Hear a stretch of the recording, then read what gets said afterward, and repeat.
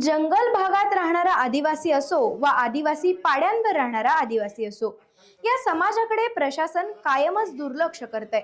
विविध समस्यांना तोंड देणाऱ्या आदिवासी ठाकूर समाज आज त्यांच्या अधिकारापासून वंचित ठेवला गेलाय. त्यांना रानटी मागासलेले असे हिणवले जाते. असा नाराजीचा सूर आदिवासी समाज संघटनेच्या पदाधिकाऱ्यांनी आज पत्रकार परिषदेत बोलताना काढला. 9 ऑगस्ट रोजी अलिबाग तालुक्यातील सहान येथे जागतिक आदिवासी दिन आणि क्रांती दिन असा संयुक्त कार्यक्रम साजरा होणार आहे. या कार्यक्रमाची माहिती देण्यासाठी पत्रकार परिषद घेण्यात आली.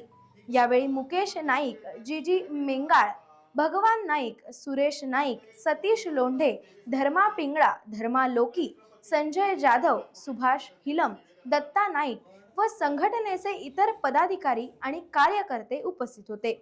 यावेळी आदिवासी समाजाला भेडसावणाऱ्या समस्यांवर पदाधिकारी यांनी माहिती दिली. अगदी घरकुल योजनेपासून ते सातबारा उतारा इथपर्यंत अनेक समस्यांना तोंड द्यावं लागतंय. त्याबाबत त्यांनी आदिवासी बांधवांना अधिकारी कशी दुय्यम वागणूक देतात त्याबाबत नाराजी व्यक्त केली. आदिवासी समाजाचा सर्वे करावा अशी मागणी देखील केली आहे.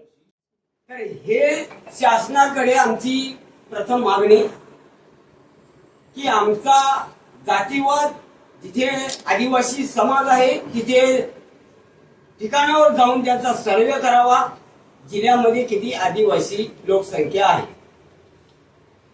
दुसरे, आदिवासी प्रमाणपत्र तालुका ठिकाणी मिळतोय, परंतु त्या जात पडताळणीसाठी जो आमचा जातीचा दाखला ठाण्याला जातो तो सर्वसामान्य माणसाला जाणं शक्य होत नाही.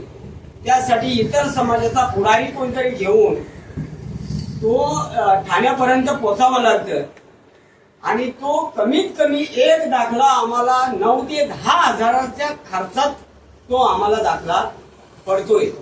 सर्वसामान्य हा खर्च करू शकत नाहीये.